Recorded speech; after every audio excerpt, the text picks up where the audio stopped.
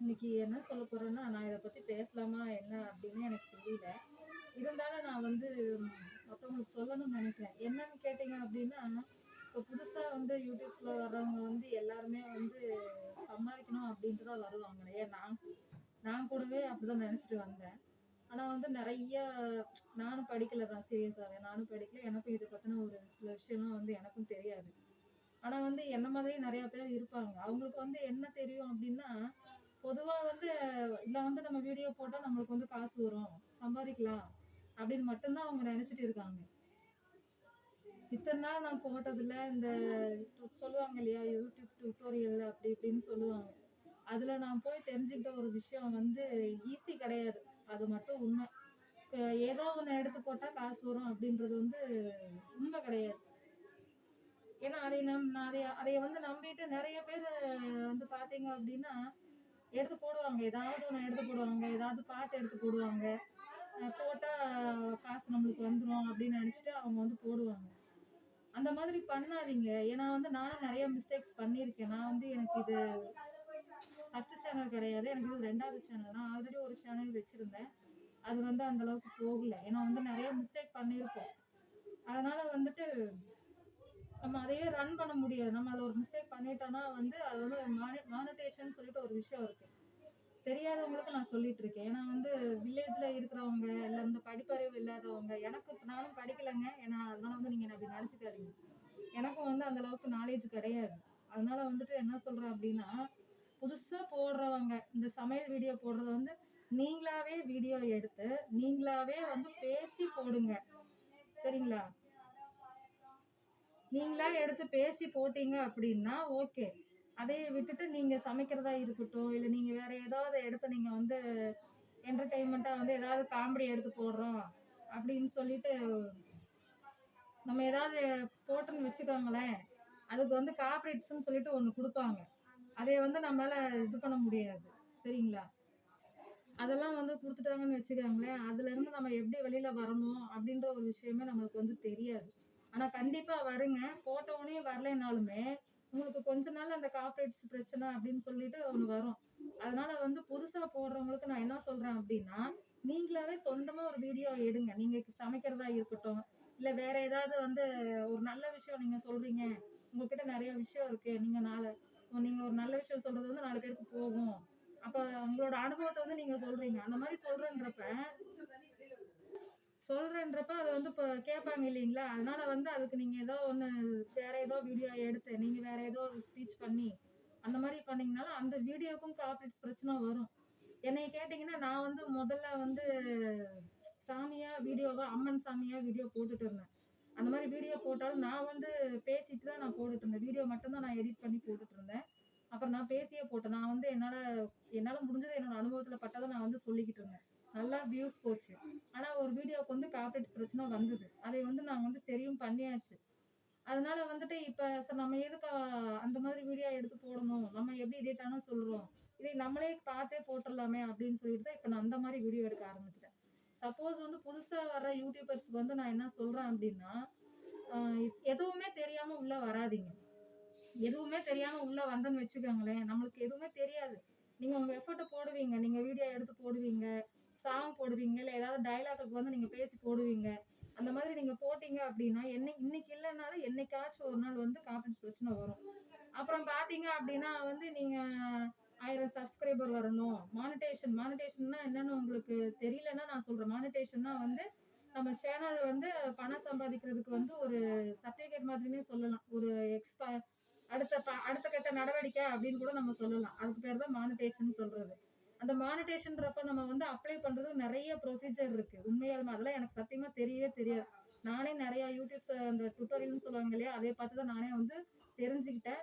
அதே மாதிரி நீங்களும் எல்லாமே தெரிஞ்சுட்டு வீடியோ போடுங்க. எதுவுமே தெரியாம நீங்க போட்டீங்க அப்படின்னா, நீங்க சொன்ன மாதிரி 1000 சப்ஸ்கிரைபர் வந்துருவாங்க. உங்களுக்கு 4000 வாட்ச் ஹவர்ஸும் வந்துருவாங்க. வந்ததுக்கு அப்புறம் நீங்க மானிட்டேஷன்க்கு அப்ளை பண்றேன்றப்ப, நம்ம சின்ன சின்ன தப்பு பண்ணியிருப்போம் முதல்ல. அந்த சின்ன சின்ன மிஸ்டேக் பண்ணதையவே வந்து அவங்க வந்து கேன்சல் பண்ணிருவாங்களாம். இப்ப எனக்குமே நான் அந்த மாரி வீடியோ எடுத்து போடுறது எனக்கே கொஞ்சம் பயமா தான் இருக்கு. அது மானிட்டேஷன் ஆயிடுச்சு. ஆனதுக்கு அப்புறம் அந்த மாரி ஏதாவது ஒண்ணு சொல்லிருவாங்களோ அப்படின்னு ஒரு பயமா இருக்கு. ஏன்னா வந்து அது சின்ன ப்ராசஸே கிடையாது. சொல்லப்போனால் ஒவ்வொருத்தவங்களுக்கு சட்டுன்னு ஆகிடும், ஒவ்வொருத்தவங்களுக்கு வந்து வருஷ கணக்காக இழுக்கும். அந்த மாதிரி வருஷ கணக்காக இழுக்கிறவங்க வந்து ரொம்ப எஃபோர்ட் போட்டிருப்பாங்க, ரொம்ப எதிர்பார்ப்புகளோட இருப்பாங்க. அந்த மாதிரி இருந்து 4000 மணி நேரம் ஆனதுக்கப்புறம் அவங்க மானிட்டேஷனுக்குள்ள போறப்ப, இல்ல நீங்க இந்த மாதிரி முன்னாடியே பண்ணியிருக்கீங்க, அதனால வந்து உங்களோட சேனல் வந்து மானிட்டேஷன் ஆகாது அப்படின்னு சொல்லி மெசேஜ் எல்லாம் வருமா.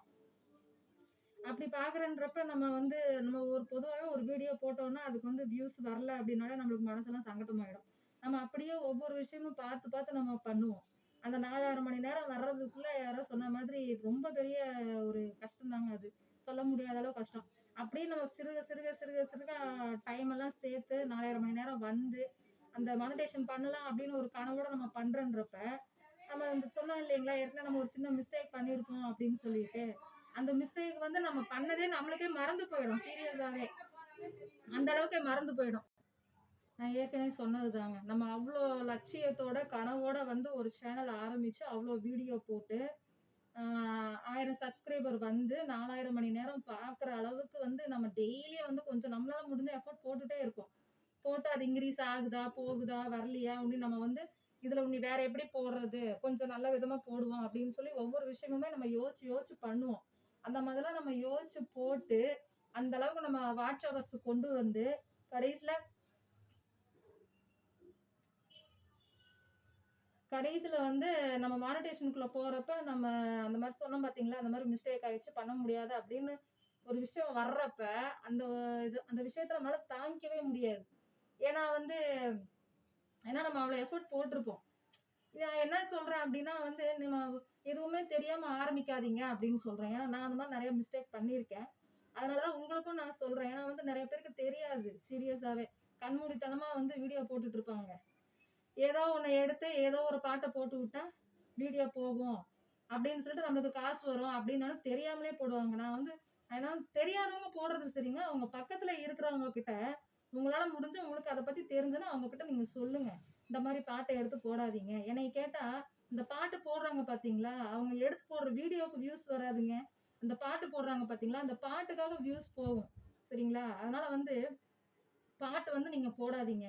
வீடியோ வந்து நீங்களாவே எடுத்து, நீங்களாவே பேசி, நீங்களாவே எடிட் பண்ணி போடுங்க. கொஞ்சம் லேட்டா ஆனாலும், அதுல வந்து சக்சஸ் ஆகலாம். அப்படிதான் சொல்றாங்க. நான் உன்னியும் அந்த மாரி உன்னியும் போகல. எனக்கு உன்னியும் மானிட்டேஷன்லாம் ஆகல. நான் வந்து நெறைய ஷார்ட்ஸ் தான் போட்டேன்.